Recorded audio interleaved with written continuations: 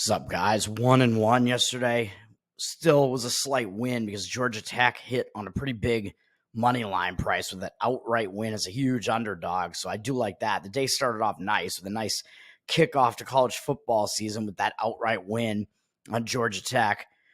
Solid win right there. It was definitely a justified win. They outplayed Florida State. So like to see that. But then the under that I had in the baseball game, Cubs Marlins, that was looking a little bit shaky in the middle of the game. I think it was like 4-1 Cubs or something like that. So it was looking not great, but then just an offensive explosion from the Cubs in the last like 2 or 3 innings made it look way worse and made me look like an idiot.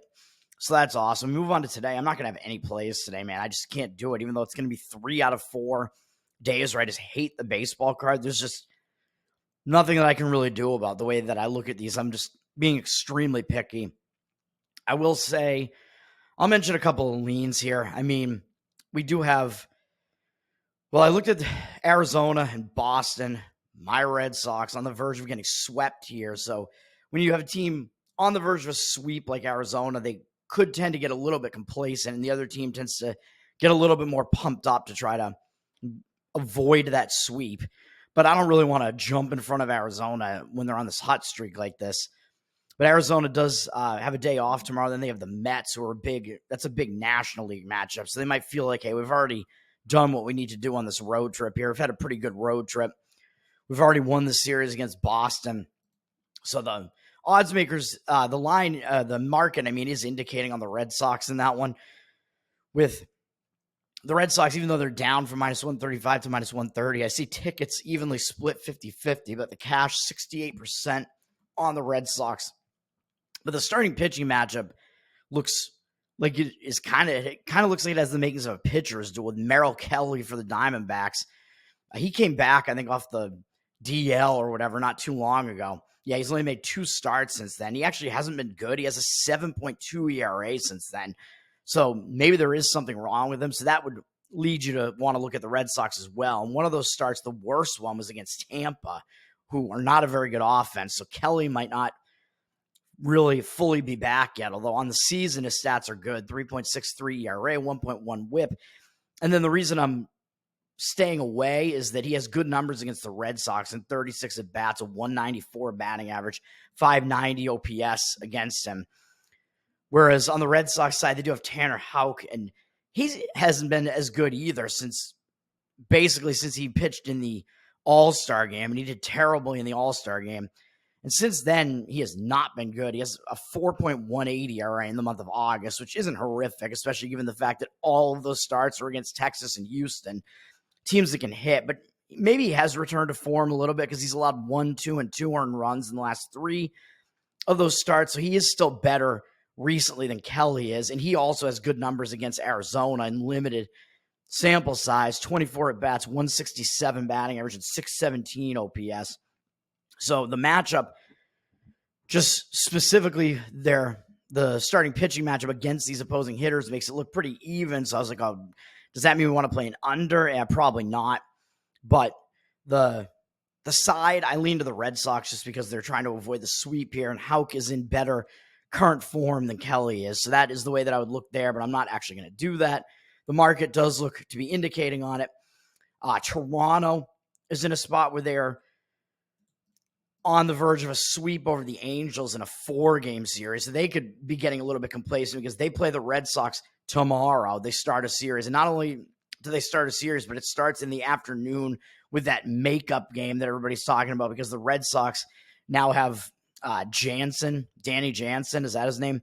The catcher who was on Toronto when the first part of that game was played. And he was literally at bat when the game got postponed.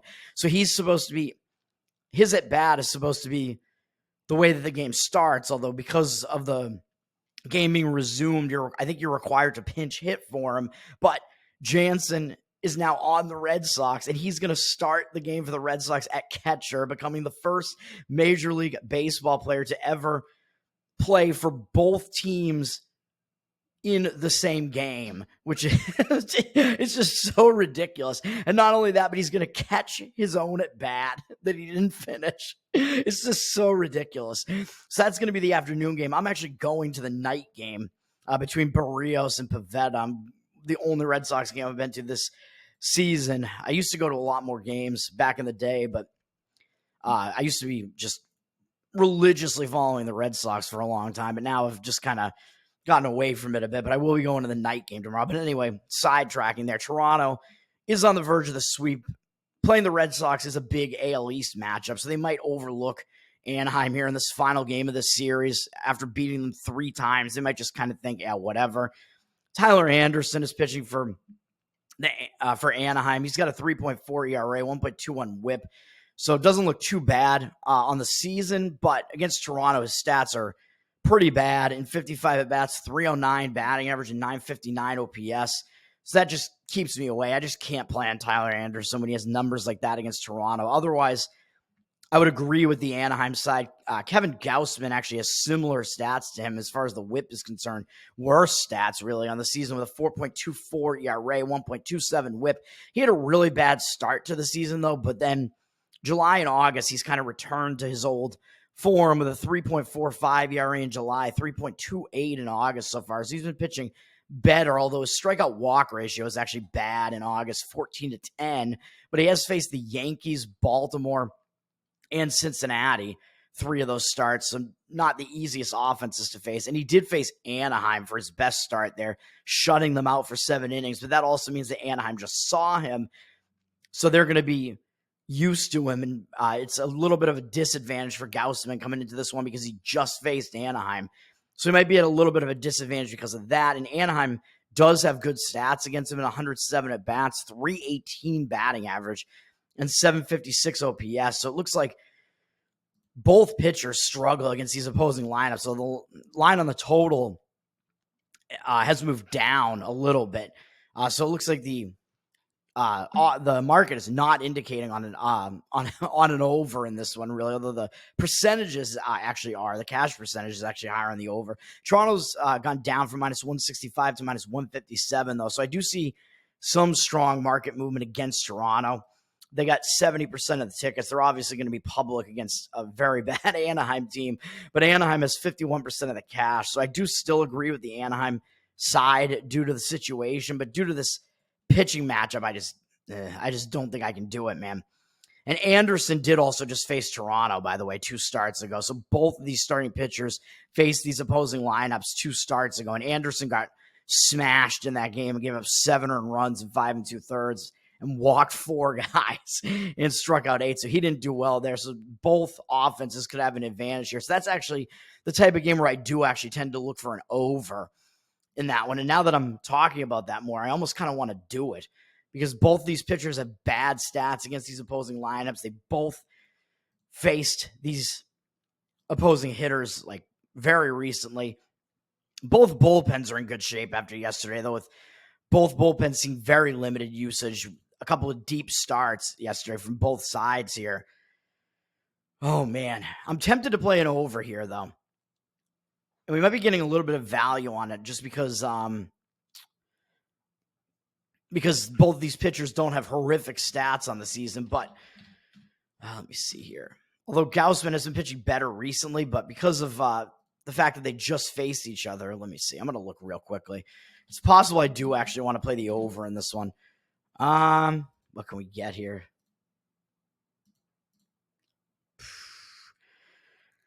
It's still looking at over 8.5 right now, but at even money.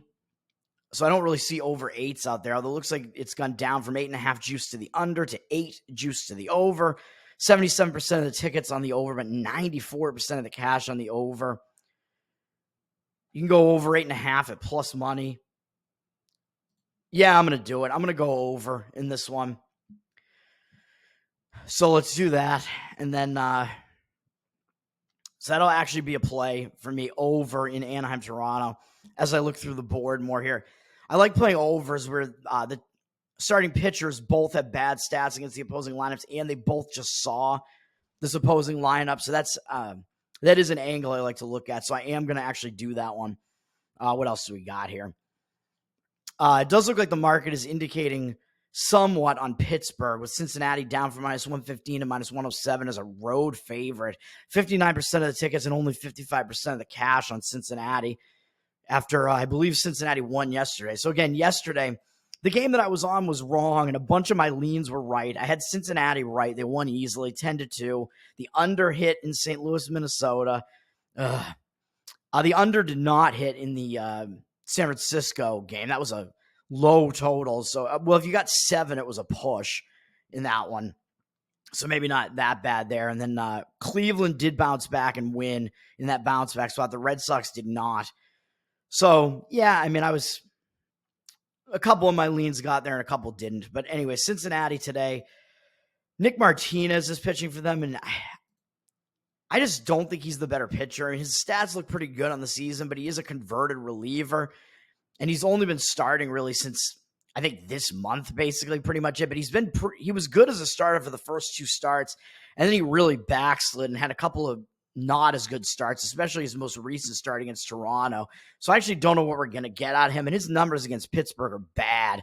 In 25 at-bats, they have a 360 average and 1,069 OPS. It's not a huge sample size, but Martinez, so I don't know what you can really glean from his season-long stats, because a lot of them have been as a reliever, where at least Luis Ortiz, the starter for Pittsburgh today, is a younger guy who's kind of been, he was sort of rounding into form. He's actually had a pretty good season overall, except in August he's been bad, but he's faced all good offenses, really. Arizona, San Diego, and Texas. And he faced Arizona the last start in July, too. So a couple of those starts, he was facing the same offense right away again. So not an easy task for him. And he still has a 3.56 ERA, 1.14 whip on the season. Ortiz, not bad numbers overall. And against the Reds in 34 at-bats, they only hit 206 off him. And he has he's held him to a 554 OPS. So I do think Ortiz would be the way to look here. Pittsburgh in the bounce back after that ugly game yesterday, but Pittsburgh did have to use way more of their relief staff yesterday. Like I said, Jake Woodford was their starter yesterday, and I was correct on that one. He did not do well. So obviously, I'm not playing that game. I'm staying away from that one. I don't like it, really. And then I don't know if there was much else to comment on, really. I was just going to comment on those few. St. Louis, Minnesota, I mean, a little bit interesting with the cash percentage being 52% on Minnesota, because the public does somewhat like the team with the better record, but 64% of the cash over on the other side on St. Louis. But the line has moved significantly up on Minnesota from -115 to -138. So the way the line has moved is in conflict with where the cash discrepancy is, which is strange to see. So some conflicting indicators there, and I have a tendency to kind of like the Minnesota side more. I think neither team really used a lot of relief pitchers yesterday, so the bullpens are kind of not really a wash, because I think Minnesota's bullpen's a little bit better, but they're not. As far as the rest is concerned, the bullpen rest is similar. Eric Fedde is pitching for St. Louis, and he was having a really good season with the White Sox, basically from out of nowhere, as a 31-year-old after not having stats this good for his entire career. I didn't understand it. 3.39 ERA, 1.18 whip, even including his pitching with St. Louis. But since he's been with St. Louis, he has not been as good. He has an ERA near 5. He's allowed more hits than innings pitched. He has a 14-8 strikeout walk ratio, so that's not good either. So he has struggled a bit since he's switched over to St. Louis, which back in the NL, which is where he spent most of his career with Washington. He was in the NL East. Versus Minnesota, though, he does have good stats, but Minnesota's going to be familiar with him because he was just on the White Sox. So he has faced them. Minnesota has faced him this year, but that means Minnesota might be familiar with him because they faced him twice. But he did do well against them. And in his career, in 49 at-bats, he's held them to a 204 average and 509 OPS. So it's not something I really want to do to fade Fedde, especially with the market cash percentage being against it too. But it's one of those situations where Fedde is familiar to Minnesota, whereas Minnesota has Zebby Matthews, the rookie pitcher pitching, who's only made 2 major league starts so far pitching. So he's obviously totally unfamiliar to the St. Louis hitters, so he could have a little bit of an advantage there because they haven't seen him before. And he's pitched well in his 2 starts, putting up a 3.6 ERA, 1.1 whip. Hasn't put many men on base. His strikeout rate hasn't been high, but a 6.2 strikeout walk ratio. Wasn't good in his most recent start, but it was against San Diego, who hit pretty well, where he had 1 strikeout in that one and 2 walks. So that makes him look a little bit iffy, but he went 5 innings in each start, only allowing 2 earned runs in each, and they let him go 92 pitches in the one against San Diego. So Minnesota is letting him pitch, so I do like that. So that one is a tough one to read, man, with conflicting market indicators, and the starting pitching matchup there is interesting. So a lot of conflicting factors there. Figured I would just comment on that. And then San Francisco, Seattle was one that I was kind of looking at, like potentially playing an under. The market does look like it is indicating on the under, and it looks like it's indicating against Seattle, which I don't agree with that. I do kind of like the Seattle side here. They're down from -128 to -122 and public with 81% of the tickets on them, but only 52% of the cash. I don't know why Seattle's that public with the recent play not being very good out of Seattle and these teams having pretty similar records. Seattle heavily public. Maybe the public actually knows who Wu is at this point and they like his stats. But I mean, it is justified. He's been a good pitcher. But I think the under would be the better way to go here, especially with the market indicating against Seattle, even though I prefer Wu over Robbie Ray, who I don't think Ray is proven. I just think that he's kind of pitching above his pay grade, let's say, as like an older pitcher. I just don't think he's going to be able to keep up what he's been doing recently. But as far as but I am saying that I do like the under here, and it's a Seattle, in Seattle Stadium, T-Mobile Park. I keep calling it Safeco. It's T-Mobile now. It is a pitching-friendly park for sure. 53% of the tickets are on the over, but 63% of the cash is on the under in this one. And again, like I'm saying, I do think the under is the way to go, but these bullpens are pretty taxed, man. Both teams used 4 relief pitchers yesterday. Blake Snell was out of that game early. He walked 6 guys in 3 innings yesterday and got taken out. George Kirby didn't do well either. So surprising, the game somehow still only landed on a 7 as far as the run total is concerned, because both starting pitchers did pretty bad in that game yesterday, surprisingly.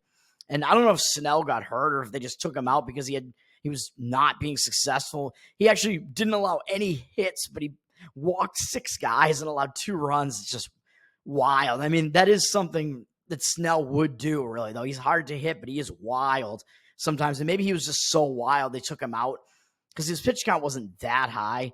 For the amount of innings, it was very high. I don't think he got hurt or anything, but I don't really know. But anyway, both bullpens got really used yesterday. And then looking at what's happened in the series, I mean, the bullpens have been taxed, man.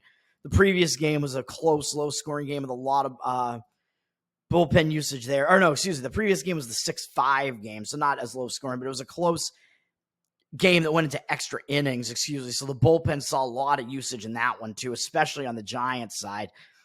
So both bullpens are taxed such that I don't really love the under as much in this one. Robbie Ray, looking at him, like I said, I mean, he has a 4.88 ERA this year, which the ERA is certainly not good, although his whip is 1.12, which looks pretty good, but he's a journeyman, man. His whip has never been this good over his entire career. His career ERA is 3.99, which is pretty decent, but a 1.3 whip is pretty high. He's always had a pretty good strikeout rate, but he's always been wild, and he's just been walking way too many guys, making his whip pretty bad back on. Most of his time has been with Arizona. He had basically like one really good season there in 2017 with a nice low ERA and whip. And other than that, he's been pretty bad. I mean, he had one other good season, his first season with Seattle in 2022, actually, but that was a pitching-friendly park. He seemed to pitch pretty well there. And now he's facing his former team, of course. I don't even know if he's faced his former team since then, so maybe he'll be pumped up for that, too, if this is the first time he's facing Seattle. But with a journeyman like that, I don't know. But it is the most recent team that got rid of him.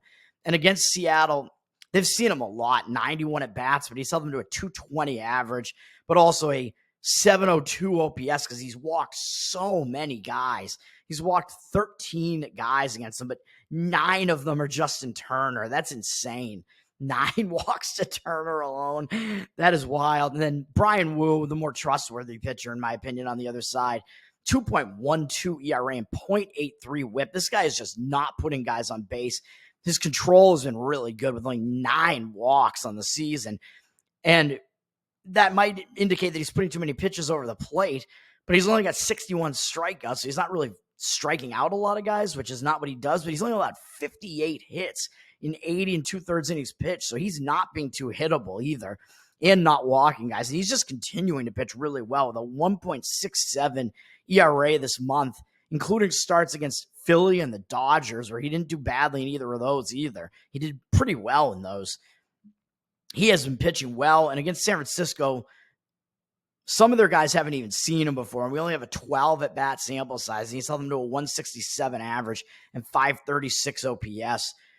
So I do like Wu. I prefer the Wu side in this one as far as the side, even though the market is way against it, but the under would be the way I would lean more strongly in that one, but I don't think I can do it just because I think Robbie Ray is a question mark, and San Francisco's bullpen is also a question mark, and I don't love Seattle's bullpen either, really. So staying away from that. The only play I'm making is, like I said, I'm playing on that over in Anaheim and Toronto, and I think the other thing that we get out of that is that neither of those teams have very good bullpens either. So hopefully we get some runs in that one, man. With both pitchers having recent familiarity with those offenses, and both offenses hitting well against those pitchers, and I think both of those pitchers looking better than they actually are, especially Anderson. His ERA is misleadingly low this season. He's not as good as his ERA looks. Gausman is what he is, really. I mean, he's a decent pitcher, but in this spot, I think we can fade him as well. So that's the one play. So thought I was going to have no plays, but I do have that one play. And then we do have more preseason football today as preseason wraps up. The Titans are up from -3.5 to -6 as a road favorite, but the Saints are getting the public tickets, 58% of the tickets, but only 54% of the cash. So again, the public thinks that there's value taking these points with these teams like this. But in preseason, man, like I said, a lot of it has to do with who's actually playing, what the personnel is here. So the indicators in the market are on the side of the Titans here. But do I want to lay the worst of it, laying 6 on the road? No, I don't. But that is the way the market is indicating in that one. The market is indicating against the Broncos, who are down from -4 to -3. I think the Broncos getting a little bit overhyped because they have been playing pretty well in the preseason. Sean Payton seems to have his guys focused and wanting to win these preseason games. But in this last preseason game, I don't know. But they're down from -4 to -3, and they are public with 72% of the tickets and only 68% of the cash. So the public, they like this Bo Nix phenomenon. I don't know how much you're even going to see him in this game. But the line has dropped on the Broncos a little bit. They're public. They have less of the cash. So market indicators would be on taking the points with the Cardinals in that one. And then the night game, Patriots against the football team, the Redskins. I hate their new name. And I think some of their players probably hate the name as well, the Commanders. It's so militaristic and just awful and just sounds like when you have those video games where they can't get the licensing, so they can't use the real team's name, and they just go, oh, the Commanders or the Guardians. Those names are just awful. Just go back, return, Indians, Redskins. I mean, come on, man. Stop being a bunch of offended bitches. But anyway, the Patriots are up from -1 to -6.5 with juice in this one. Washington has 59% of the tickets, but 65% of the cash. Oh, man, I'm going to sneeze. Allergies or something. Oh, man. But so the line has moved way up on the Patriots. If you're laying the Patriots at this price, I think you're laying the worst of it in this one, but I don't really see much value in taking Washington either in this. I don't even know what's going on in this one. Washington, I think both of these teams are going to be a mess this year, I think, and I just don't even know what's going to happen. But that is the night game. So yeah, enjoy that one. So everybody who's going to watch that, that's your highlight game. That's your primetime NFL preseason game. I think the last preseason game maybe is Patriots against Redskins. Yeah, good luck with that. The football team. All right, that's going to do it for me. The one play is the over 8.5 at plus money. I think plus 100, I guess, even money in Anaheim and Toronto. If you can get under 8 at like some price that's not too bad, like minus 115 maybe or better. I don't mind that either, but the half run on the 8 doesn't matter as much. Key numbers being 9 and 7, more so in baseball. So it's going to do it for me, man. Peace.